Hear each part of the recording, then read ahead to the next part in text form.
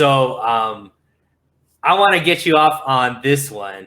So one of our most epic moments in YouTube history was when we went back and forth about Jimmy Garoppolo and whether or not he should be traded when we bring in, a quarterback like Lance. And you were very adamant that he shouldn't be traded. You were very adamant that he should stay in the, as the backup. And you kind of reiterated that now.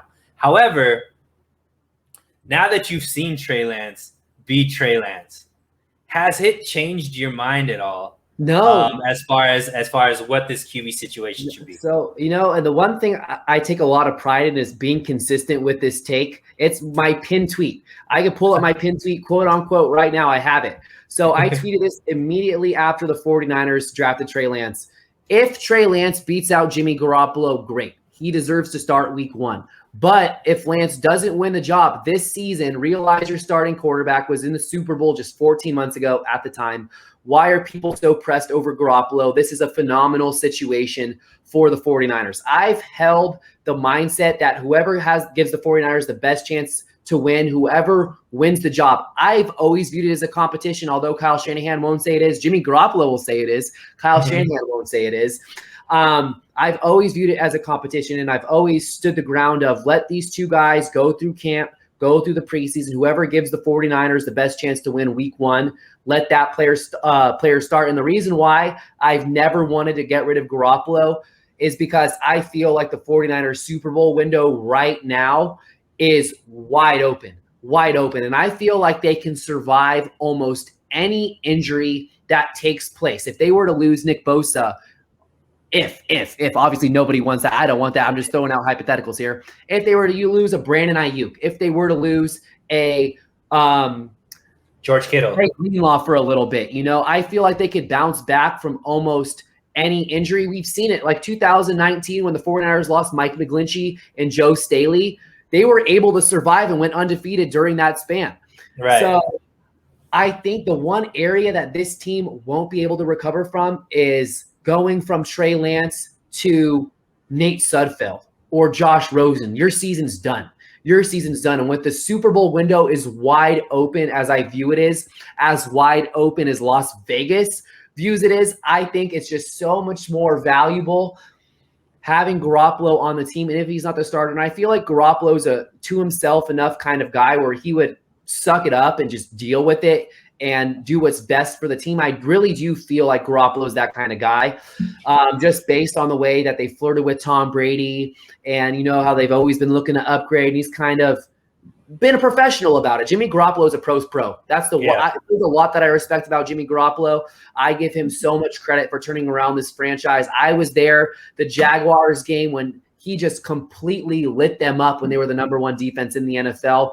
People don't understand the impact, the influence Jimmy Garoppolo had in the Bay Area. He gave the 49ers fan base, the people there at Levi Stadium, a lot more to cheer about than Kyle Shanahan. Of course, we knew with Shanahan, it was always, let's give this guy time. Let's see what he can do. He's our 3rd head coach in 3 years. But when Jimmy Garoppolo took the field, the electricity for a 2-in whatever football team at the time, a 1-in whatever football team. Well, they got the win against when Marquise Goodwin had that touchdown. I'm blanking on the team that they played. The Giants, maybe, I forget who it was. And then Garoppolo beat the Bears on the road when he played the Jaguars and just lit up the number 1. And the vibe around the franchise completely changed. So I'll forever appreciate Jimmy Garoppolo for that. And I just see so much more value in keeping him on the roster, even though he may be a little disgruntled. He will be disgruntled as the backup, then trading him for a 3rd or a 4th round pick. I don't see the logic there. When you have the luxury to pay him, if he's a backup, I know it's a hefty price tag. I just think there's so much more sense there. Yeah, and I mean, clearly at this point, we're getting to a point where, like, the money is, it's like, what are we going to do with the money at this point? Like, clearly we could roll it over to next year. But here's the one reason why I still believe that we should trade Jimmy and possibly will trade Jimmy is because there's a caveat in his contract that if he gets injured, his contract becomes guaranteed for 2 years at $7 million a year. And that's whether or not he's able to play. And to me, I think that is a big risk that the 49ers don't want to take, knowing Jimmy Garoppolo's kind of history with injuries.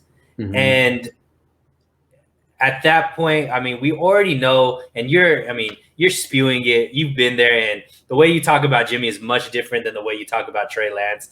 And he's the future. We gave up 3 first-round picks to get this guy. From everything that I've seen and heard, there's nothing that Jimmy can do that Trey Lance can't do.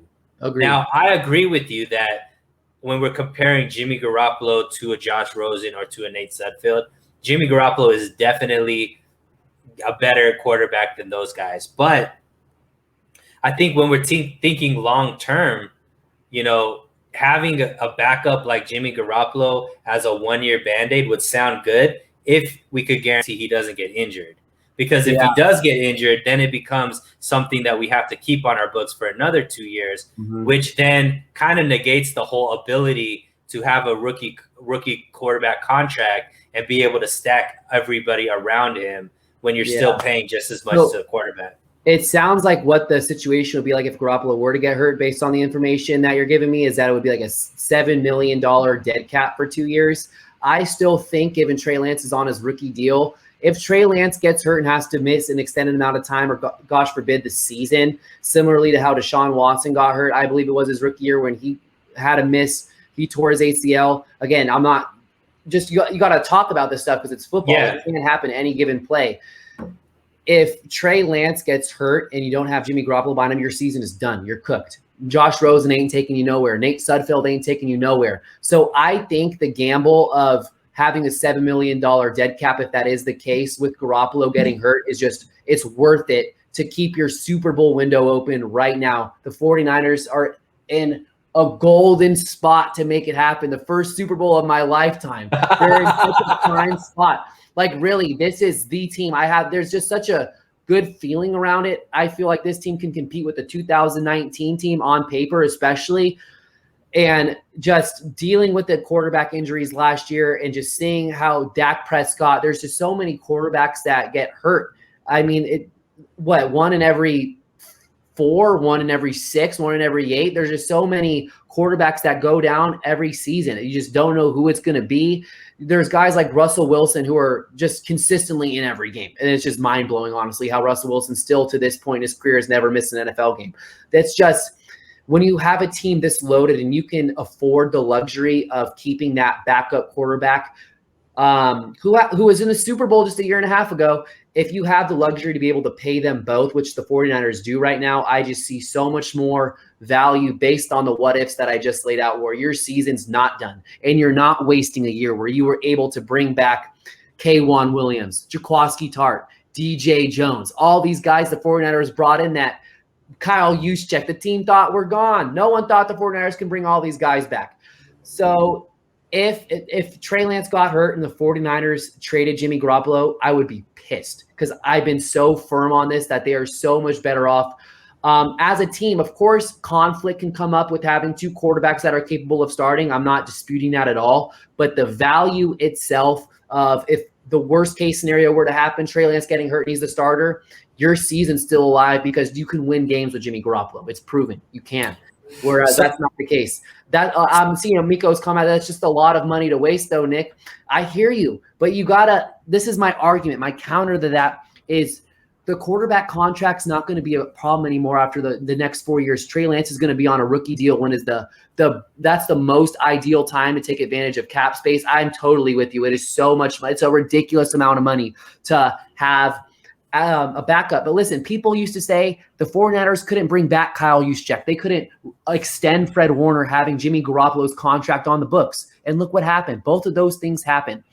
The 49ers are going to have so much cap space already next year that they don't need this 26 or 24 million, whatever it would be, to roll over. Of course, it would be helpful. Of course they can. And it's a lot of money. But to me personally, I think swallowing that money is not my money. It's Jed York's money. Swallowing that money to know you have a security blanket behind your starting quarterback that can win you a lot of football games that you've had a lot of success with is worth it this specific season. If the 49ers were a rebuilding franchise, or if they were a team on the cusp of getting into the playoffs like the Cardinals, like it wouldn't make sense for the Cardinals to pay a $26 million backup behind Kyler Murray or something like that, just given the circumstance and how this is a Super Bowl caliber team. And the only thing that won't make them a Super Bowl caliber team is the quarterback getting hurt. I think it just makes so much more sense to have that second quarterback. Yeah, and I kind of agree with Miko, because we're talking about a lot of I think you think that it's not going to strap us in the future, and that's kind of, I think, maybe a little bit naive, because that money, that 20, like everybody on the team is on a 1-year contract. Mm-hmm. So we have very, very few players that are like signed long term. So every single dollar is going to be important, because it could be the difference between a tier 2 player and a tier 3 player. Yep. It could be the difference between a tier 1 player and a tier 2 player. And I don't know. I mean, obviously, I understand the point of having like a tier 1 backup quarterback, but even if you have Jimmy G as a backup quarterback, but all the rest of the team is not, great quality, like you just said, with Arizona, that closes the window pretty shut too. So I mean, it's just kind of like either way is a gamble, and you feel more comfortable with the gamble of him on the team versus the gamble of him not on the team. Yeah, I just kind of lost my train of thought there as I was getting ready to passionately make my next point. Where was I going with this? Oh my gosh. Talking about Jimmy Garoppolo, talking about the cap space. Yeah. Oh man, this is gonna kill me that I just blanked right now. That's not because look, there's gonna be a lot of free agents, a lot of people that are gonna be available. So yep. This is something that I've also been very consistent about. I just have the utmost respect for teams that put their money where their mouth is and go for it. And I know it's very short-term thinking. I don't care about the long term. I care about this immediate season. And this is a constant battle that I've gone through on Twitter. There's people that, you have to try to win now while also being mindful of the future. And I just see teams like the Chiefs that are like, screw it. We're going to throw whatever money we can out there to make this team as competitive as possible. Excuse me. The Rams, let's go make all these extravagant trades so we have the most competitive football team we can put on the field. I have the utmost respect for those franchises that go for it, and they go for it for the immediate future. I want that for the 49ers, and I get it. The smart thing to do long-term is likely to bring cut Jimmy Garoppolo, have that $24 million carryover. That's the smart thing to do long-term. I'm straight up saying, like, I don't care long-term. This is a Super Bowl roster right now. What's in front of you right now is a team so capable of winning the Super Bowl, and the only thing that prevents them to even reaching the NFC Championship game, in my opinion, is the quarterback getting hurt. That's the only thing. If that happens and they have a plan B in place, this team can still go places. If they don't, their season's done, and you can try again when you have that $24 million you rolled over, which isn't a bad thing. I hear you, and it's a valid argument. Everybody in the comments, I hear you as well. I'm just saying this is such an ideal year for the 49ers to just put all their eggs in the Super Bowl basket, keep Jimmy Garoppolo, even if he's the backup. And, this conversation is based on if he's the backup. If he's the starter, he's going to be the starter. And even then, I wouldn't trade him in week 8. I wouldn't do it. That's just my take on it. I think that this team can win a Super Bowl with Jimmy Garoppolo. I think they can win a Super Bowl with Trey Lance. Having both of them as a security blanket behind one another is just worth it. I'm sold on that. So sold. But I hear your argument. Spoken passionately like somebody who's in a 26-year Super Bowl drought. Which I am. And yeah, it's tough. I hear your arguments. I hear them so loud and clear just about how this team has a lot of backloaded contracts. It's all valid. The way that I see cap space, every team renegotiates. These contracts really aren't that long. There's outs in every contract.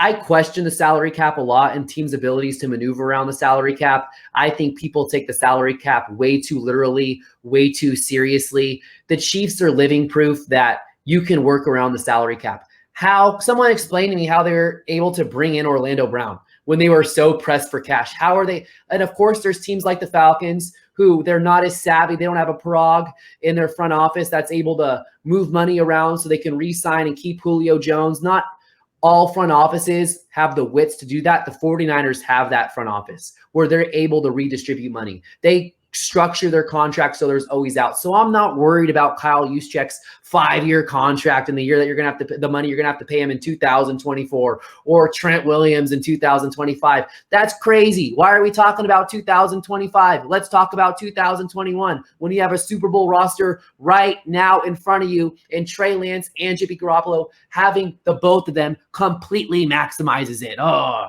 gosh, I don't want to talk about cap. This is only the stuff you can find on Fan Fanatic. What's the podcast called again?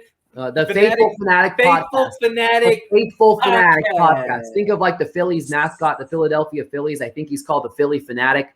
I'm the Faithful Fanatic.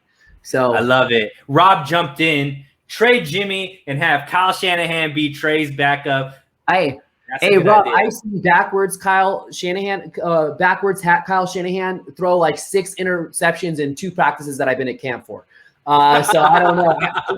We've all seen the oven toss. We've all seen it. I'll tip my cap to Kyle Shanahan for that. But you can see at practice, it's hella funny just how much enjoyment he gets playing quarterback when he can get his throws in. He takes so much. It makes him so happy. It's like, I genuinely feel good for you that you have this opportunity to try to relive your glory days and play quarterback during practice. Then he goes back and watches himself. John Lynch said that he watches himself throw the ball. Like, he'll go back and watch the film passes in practice. But I'm going to take a hard pass on Kyle Shanahan after what I've seen from him. I'm going to need him to step up and throw less interceptions during his time quarterbacking. That's great. But I love Kyle Shanahan. I do think it's really important. I feel like this is a really underestimated component of being a coach, being a high school coach myself, is just the relationship building, being a player's coach, and I think that Kyle Shanahan's close to the guys in age. He's a young guy. He's into the culture that they're into. And I really do think that goes a long way. So I'm giving him a hard time about him quarterbacking in practice, but I do think that's awesome. Some people should say he's the coach. It's not his position to be doing that. He shouldn't be watching himself in the film room. I get it. But at the end of the day, I think it's cool. And I think players think it's cool that their coach is out there having fun and he enjoys it. For sure.